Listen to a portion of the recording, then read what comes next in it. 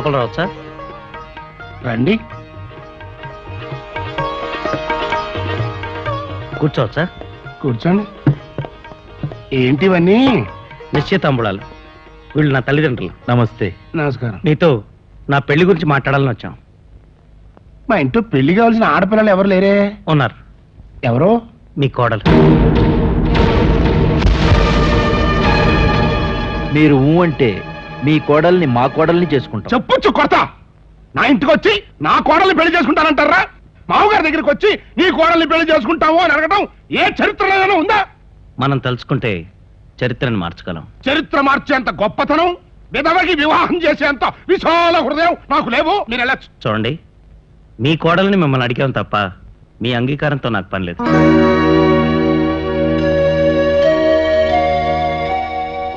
6 ముడ్లు వేయించుకున్నాను, మరో 3 ముడ్లు వేయగలరా అని అడిగావు.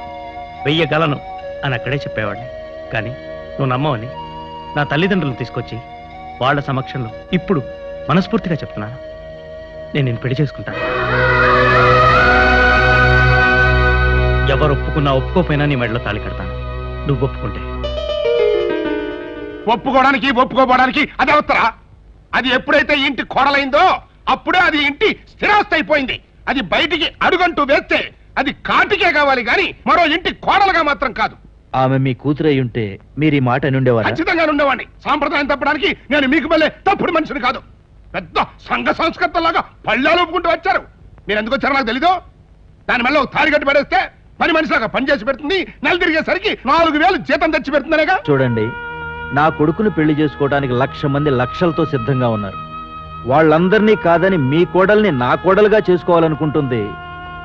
ఆమె వెనుకున్న విషాదాన్ని చూసి, ఆమె మీద ఉన్న నా కొడుకు ప్రేమను చూసి. ప్రేమ పెరట్లో పచ్చగడ్డ. 6 100 106 ఈ పెళ్లి జరగదు. ఆమె ఈ ఇంటికే చెందాలి, మా కోడలుగానే ఉండాలి. మీకు కావాల్సిన ఆమె కాదు, ఆమె సంపాదన. నాకు కావాల్సిన ఆమె సంపాదన కాదు, ఆమె. మర్యాదగా ఒప్పుకుంటే మీ గౌరవం మీకు దక్కుతుంది, కాదంటే మీ గౌరవం పోతుంది, ఆమె నాదవుతుంది.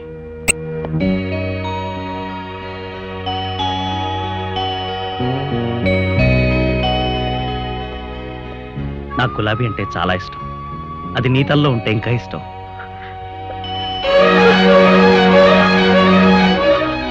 ఏంట్రా నువ్వు చేసిన పని? మరొక్క మాట మాట్లాడావంటే చంపేస్తా. త్వరలోనే ముహూర్తం పెట్టించుకొస్తా.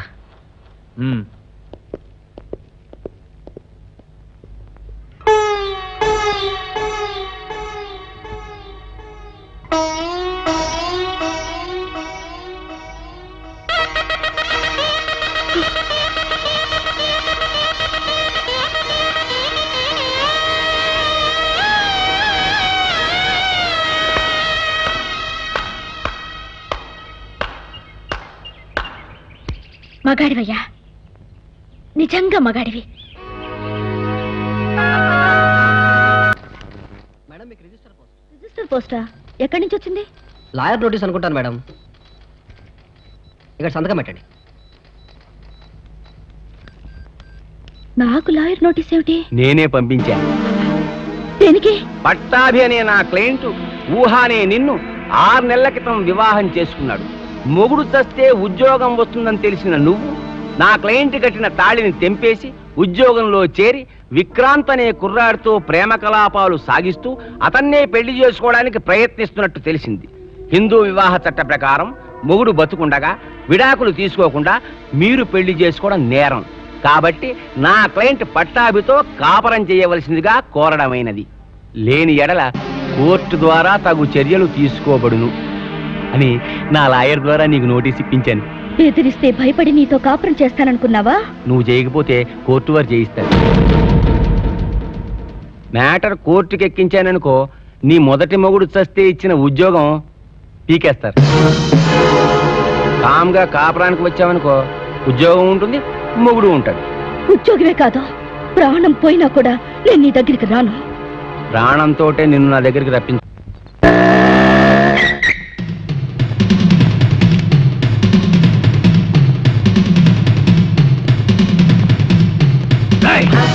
ఓహ్, ఎవరు లేరని కదా ప్లేటర్ నోటీస్ ఇచ్చావు. ఓహ్, నేనున్నాను రా. ఇంకొకసారి ఊహతోలికి వెళ్ళావంటే నీ ప్రాణం తీస్తాను రా. అది నా పెళ్ళం, దాన్ని నా ఇష్టం అంటే చేసుకుంటా. వచ్చే నేనెవరిది నీకేంట్రా?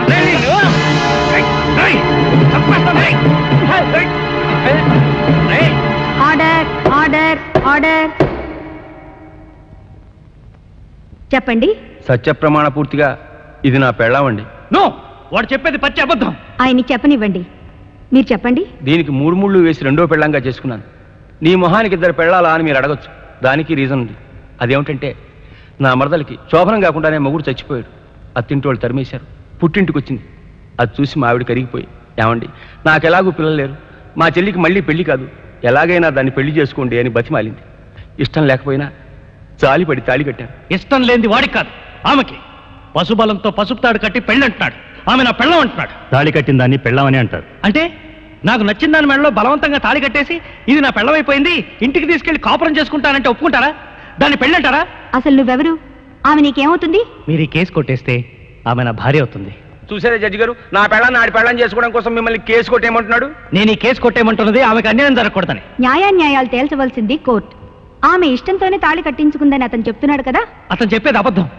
ఆమె ఇష్టపడి కట్టించుకుందో బలవంతంగా అతనే కట్టాడో తెలుసుకోవాలంటే ఆమె తండ్రిని అడగండి. సుబ్రహ్మణ్యం గారిని పిలవండి. మీ రెండవ కూతురు ఊహకి పెద్దలుడు పట్టాభికి పెళ్లి జరిగిందా? జరిగింది. మీరు ఆ పెళ్లికి ఇష్టపడ్డారా? ఇష్టపడ్డాను. పట్టాభి మీ పెద్ద కూతురు భర్త అవునా? అవును. మరి రెండో కూతురుని కూడా అతనికే చెందుకు చేశారు? వయసులో విధవరాలైంది, పొరపాటున తప్పటడుగు వేస్తుందేమోనని. అబద్ధం. ఆయన చెప్పేది అబద్ధం. నిజం చెప్తే పెద్ద కూతురు కాపురం పాడవుతుందని భయపడాలని చెప్తున్నాడు. కావాలంటే మీరు ఊహ తల్లిని అడగండి, ఆమె నిజం చెప్తుంది. ఏమ్మా, పట్టాభి ఊహల పెళ్లి మీ ఇష్ట ప్రకారమే జరిగిందా? అవును. పెద్ద కూతురు భర్తనే మళ్ళీ రెండో అమ్మాయికి చెందుకు చేశారు? అది పసుపు కుంకాలతో ఉండాలని. పసుపు కుంకాలే కావాలనుకుంటే వేరే సంబంధం చూసి చేయొచ్చుగా. మరో సంబంధం చూసే శక్తి లేక. విన్నారుగా జడ్జి గారు, మా అత్తమామలే ఒప్పుకున్నారు మా పెళ్లి జరిగిందని. కానీ కట్టుకున్న భార్య ఒప్పుకోదు.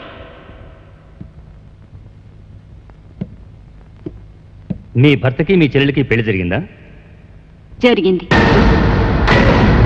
వివాహ చట్ట ప్రకారం మొదటి భార్య బ్రతికొండగా రెండో పెళ్లి చేసుకోవడం నేరం అని తెలుసా? తెలుసండి, కానీ నేను కొట్రాలని. నాకు పిల్లలు లేరని, నా భర్త వేరే అమ్మాయిని పెళ్లి చేసుకుంటే నా జీవితం నాశనం అవుతుందని, నా భర్తను తండ్రిని చేయాలని, నా చెల్లెల్ని పెళ్లి చేసుకోండి అని నేనే ఆయన్ని ఒప్పించాను.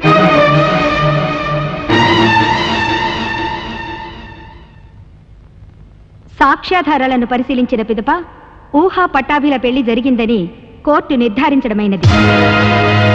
హిందూ వివాహ చట్ట ప్రకారం భర్తగా ఆమెపై సర్వ హక్కులు కలుగజేస్తూ భర్త స్వాధీనంలోకి వెళ్లవలసిందిగా ఆమెని కోర్టు ఆదేశించడమైనది. జడ్జి గారు, ఇది అన్యాయం, దారుణం. మీరు ఆడవాళ్ళే. ఈ అబద్ధం సాక్ష్యాలను నమ్మి ఆమెను బలిపశువుని చేయకండి. ఇది పెళ్ళనుకుంటే కాపురం చేయడానికి భర్త అంగీకారం ఎంత ముఖ్యమో భార్య అంగీకారం కూడా అంతే ముఖ్యం. ఇష్టం లేకపోయినా అతనితో కాపురం చేయమంటారా? ఇష్టం లేకుండా జీవితాంతో అతనితో బతకమంటారా? ఇష్టం లేని పెళ్లిని రద్దు చేసుకునే అవకాశాన్ని ఆమె కల్పించండి ప్లీజ్.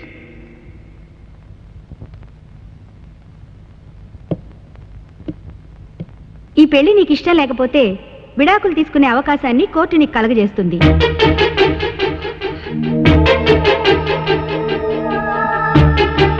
భయపడకుండా చెప్పమ్మా, నీకు విడాకులు కావాలా? వద్దు, నాకు విడాకులు అవసరం లేదా? అంటే భర్తతో కాపురం చేస్తావా? మా అమ్మ, నాన్న, అక్క అందరి సమక్షంలో అందరి అంగీకారంతో అగ్ని సాక్షిగా పెళ్లి జరిగిందని చెప్పిన వాళ్ళ మాటల్ని అబద్ధం చేయకుండా అతనితోనే కాపురం చేస్తాను.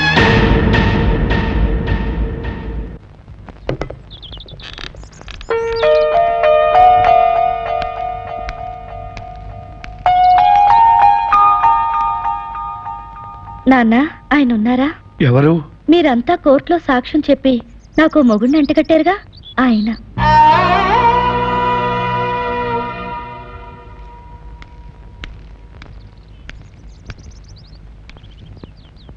అక్క, మన మొగుడు గారు ఉన్నారా? ఏమిటి సవతొచ్చిందని బాధగా ఉందా? హలో సెకండ్ వైఫ్, వచ్చేసావా?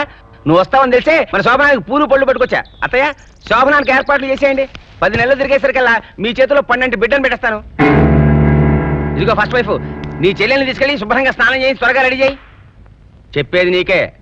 ఇష్టం లేకపోతే చెప్పండి, చట్టధిక్కార నేరం కింద తలో 6 నెలలు జైలు శిక్ష ఇచ్చి పారేస్తా. వద్దండి, నా గురించి వాళ్ళకెందుకు శిక్ష? నేనే రెడీ అయిపోతాను. ఈ లోపల మీరు బ్యాంకుకి వెళ్ళి దీన్ని మా బ్యాంక్ మేనేజర్కి ఇచ్చిరండి. ఏమిటిది? మన శోభనం 3 రోజులకి లీవ్ లెటరా? అది లీవ్ లెటర్ కాదండి, మరి నేను చేస్తున్న ఉద్యోగానికి రాజీనామా. ఉద్యోగానికి రాజీనామా చేస్తున్నావా? దేనికి? నాకు ఈ ఉద్యోగం భర్త లేడని, మొగుడు పోయిన ఆడదని జాలిపడిచ్చారు. నాకిప్పుడు భర్త ఉన్నాడు, నన్ను పోషించడానికి చెట్టంత మగాడు తోడున్నాడు. ఇంకా ఉద్యోగం చేయవలసిన కర్మ నాకేమిటి? ఇప్పుడు మీకు నేను పెళ్ళాన్ని, రెండో పెళ్ళాన్ని, అయినా కూడా పెళ్ళాన్నే కదా. అంచేత మీ కాళ్ళు నొక్కమంటే నొక్కి పెడతాను, వండి పెట్టమంటే వండి పెడతాను, పిల్లల్ని కనమంటే సంవత్సరానికి ఒకరిని చొప్పున కంటూనే ఉంటాను. అవన్నీ తర్వాత చేద్దు గానీ ముందు ఉద్యోగం చేయి. ఎలా చేయమంటారండి? మా బ్యాంక్ లో నా పేరు ఊహ, వైఫ్ ఆఫ్ అత్తిలి ఆంజనేయులు అని ఉంది. మీరు బ్రతికుండగా చచ్చిన ఆయన భార్యగా ఉండి ఉద్యోగం ఎలా చేయమంటారు? దాందే ఉందిలే. రేపెళ్ళి ఆడి పేరు కొట్టించేసి సెకండ్ వైఫ్ ఆఫ్ కోడిపెట్టల పట్టాభియాన్ రాయించేస్తా. నువ్వు శుభ్రంగా ఉద్యోగం చేసుకో. అంటే ఉద్యోగం మొదటి భర్తది, కాపురం రెండో భర్తదినా? మీకు సిగ్గనిపించడం లేదు? అస్సలు అనిపించట్లేదు. మీకు అనిపించకపోయినా మీ భార్యగా నాకు అనిపిస్తుంది. చస్తే నేను ఉద్యోగం చేయను. చెయ్యాలి. కోర్టు మీతో కాపురం మాత్రమే చేయమని చెప్పింది, ఉద్యోగం చేయమని చెప్పలేదే. కోర్టు చెప్పకపోయినా నీ మొగుడుగా నేను చెప్తున్నా. నేను ఉద్యోగం చేయకపోతే నాతో కాపురం చేయరా? చెయ్యను. మరెందుకు తాళి కట్టినట్టు, ఎందుకు కోర్టుకెక్కినట్టు? 4,000 సంపాదిస్తున్నావు తాళి కట్టాను. ఆ 4,000 నాకు తెచ్చిపెట్టాలని కోర్టుకెక్కాను. సభాష్. చూసారా జడ్జి గారు వీడి నిజస్వరూపాన్ని? రాస్కెల్, విడో అనే కనికరం కూడా లేకుండా ఓ ఆడదాని డబ్బు కోసం ఇంత నీచానికి దిగజారుతావా? అమ్మ ఊహ, ఈ దుర్మార్గుడి మీద ఇప్పుడే ఒక కంప్లైంట్ రాసి జీవితాంతా జైల్లో ఉండేలా చేస్తాను వెధవని.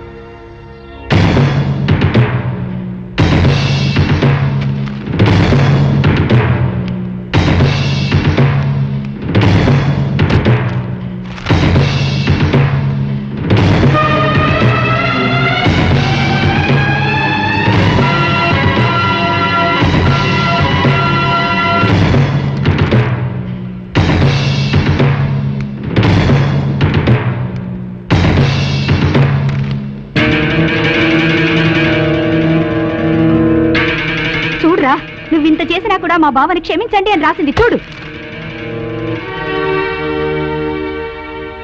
ఇలాంటి దేవతలు ఉన్నంత కాలం నీలాంటి నీచులకు శిక్షలు పడవురా, పడవు. అమ్మ ఊహ, నన్ను క్షమించావా? వద్దు, నాకు శిక్ష పడేలా చెయ్యి. నాకు శిక్ష పడేలా చెయ్యమ్మా. నాకు శిక్ష పడేలా చెయ్యి. నాకు శిక్ష పడేలా చెయ్యలేదు. ఎందుకంటే ఆమె ఆడది కనుక.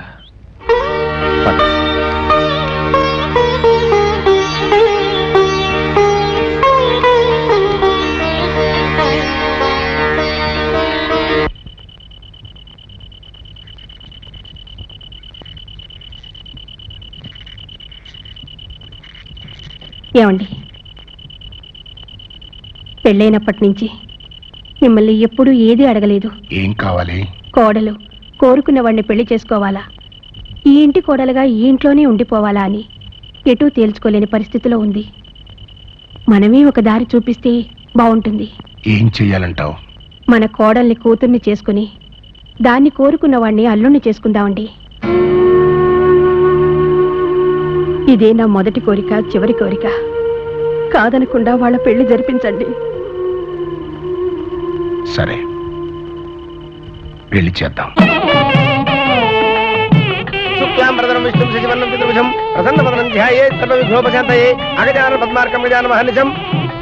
అయ్యా చలపతిరావు గారు, టైం కావస్తోంది. పెళ్లి కుమార్తెని ఇంటి దగ్గర నుంచి బయలుదేరమని చెప్పండి. నువ్వు వెళ్ళి వెంటనే వాళ్ళందరినీ బయలుదేరి వచ్చేయమని చెప్పు.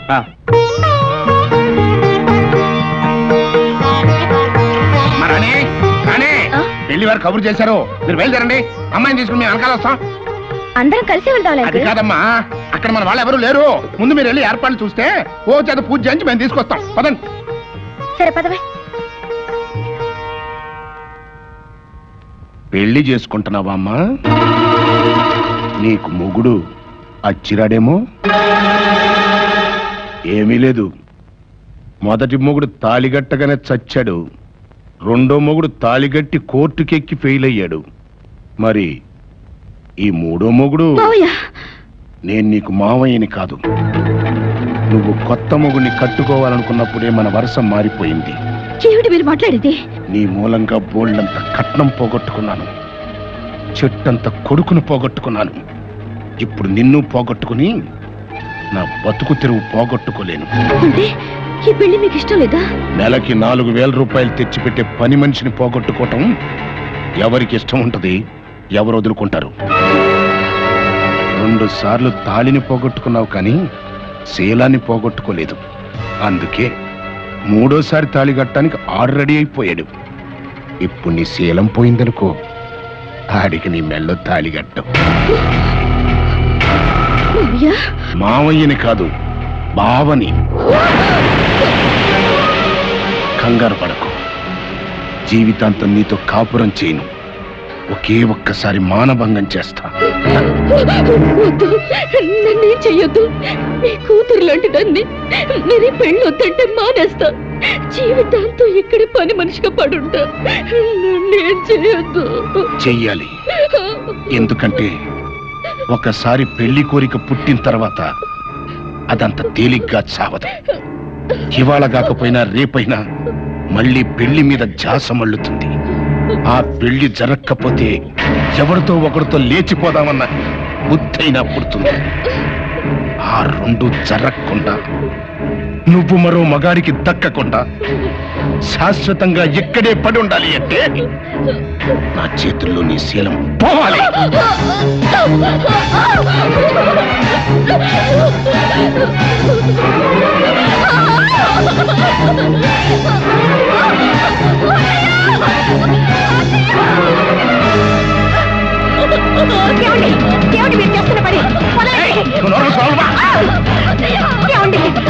అది మీ కోడలండి, కూతురుతో సమానం అండి. ఎంతో సమానమో నాకు బాగా తెలుసు. నువ్వు ముందు బయటకు చావు. మీకు పుణ్యం ఉంటుందండి, దాన్ని ఏం చేయకండి.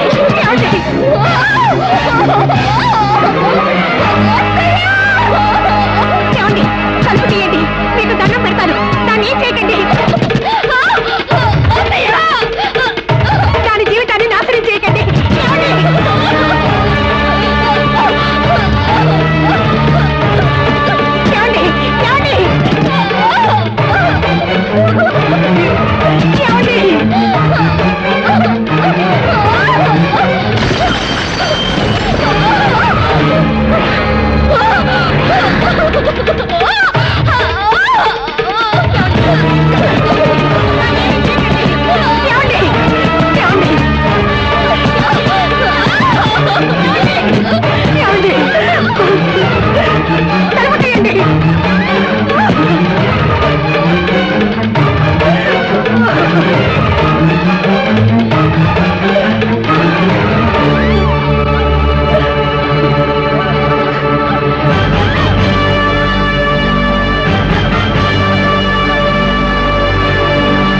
మాధవాయ నమః.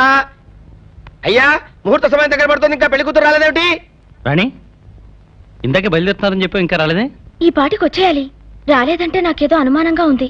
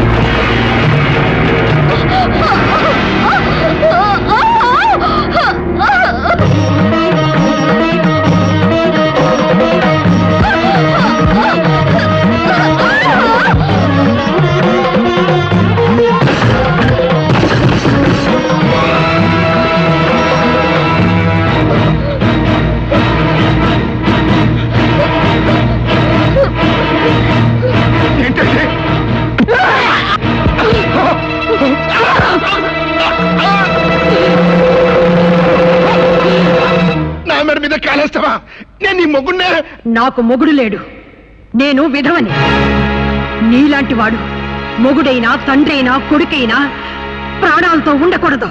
అంటే నన్ను చంపుతావా? అవును, నిన్నిప్పుడు ఒక ఆడదానిగా చంపుతున్నాను, ఒక కొడుక్కి తల్లిగా చంపుతున్నాను, ఒక కోడలికి అత్తగా చంపుతున్నాను. రాక్షసులు కూడా చెయ్యలేని దుర్మార్గాన్ని నువ్వు చేస్తున్నావు. నీకు బ్రతికే అర్హత లేదు. అవునమ్మా, వీడు చస్తే నాకు పోయేది మొగుడే. ఆడజాతికి ఒక నరకాసురుడు చస్తాడు. ఎంత కాదనుకున్నా నేను నీ మొగుడినే. నువ్వు నాకు ఎదురు తిరగకూడదు. అవును, ఇదే మాట నా తల్లి నేర్పింది. అందుకే ఇంతకాలం నువ్వు తిట్టినా కొట్టినా అణిగి మణిగి పడున్నాను. అవును, ఆడదలాగే ఉండాలి. ఎందుకు ఉండాలిరా? అనాదిగా వస్తున్న ఆచారం కనుక. మగాడికి లేని ఆచారం ఆడదానికి ఎందుకు ఉండాలి? ఎవరు కల్పించారు ఆచారం? మీరు, మీ మగజాతి.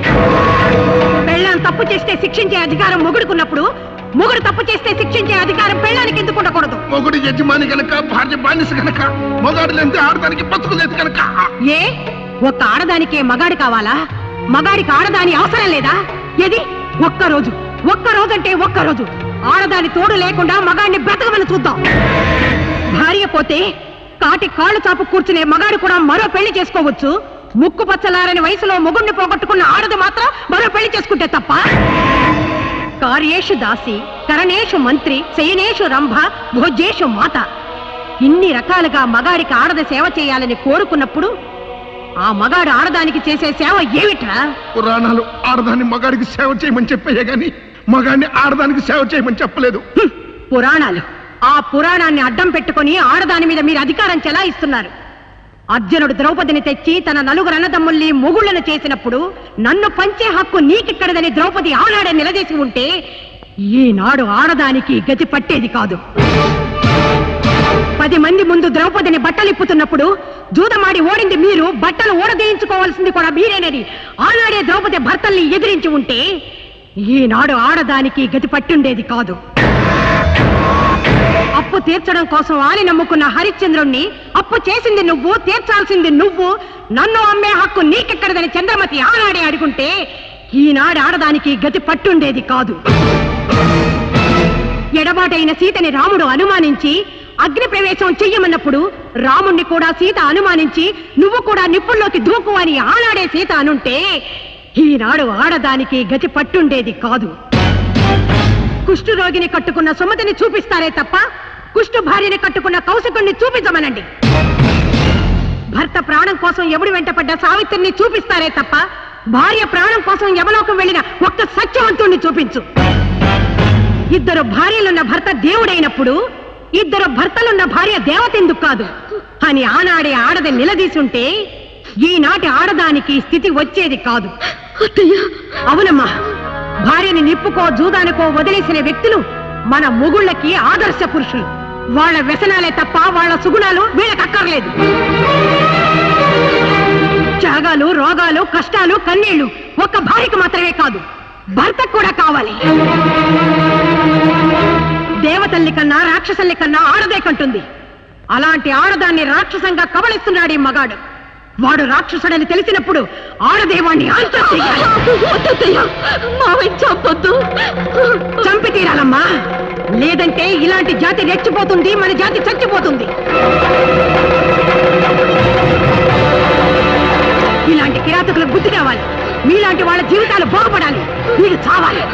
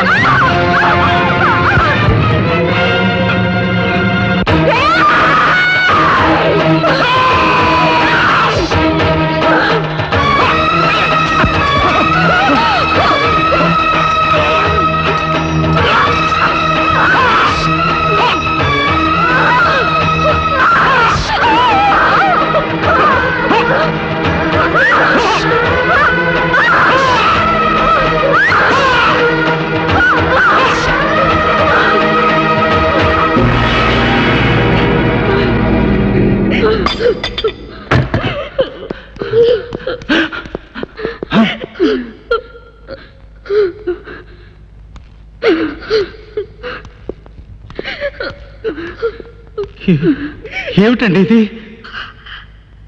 ఆనాడు సత్యభామ లోక కళ్యాణం కోసం నరకాసురుణ్ణి చంపితే ఈనాడు మీ కళ్యాణం కోసం ఈ నరకాసురుణ్ణి నేను చంపాల్సి వచ్చింది బాబు. ఇప్పుడు మీ పెళ్లికి అడ్డు చెప్పేవాళ్ళు లేరు. నువ్వు కోరుకున్న నా బిడ్డను తీసుకువెళ్ళి పెళ్లి చేసుకో. వెళ్ళు.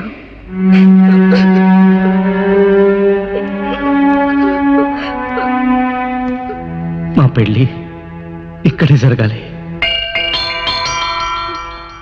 ఆ పెళ్ళి మీరే చేయాలి. నేను విధవను బాబు, శుభకార్యం చేయకూడదు. పెళ్లి గుళ్ళో పెళ్లి చేసుకోండి. దేవత గుళ్ళో లేదు, ఇక్కడే ఉంది.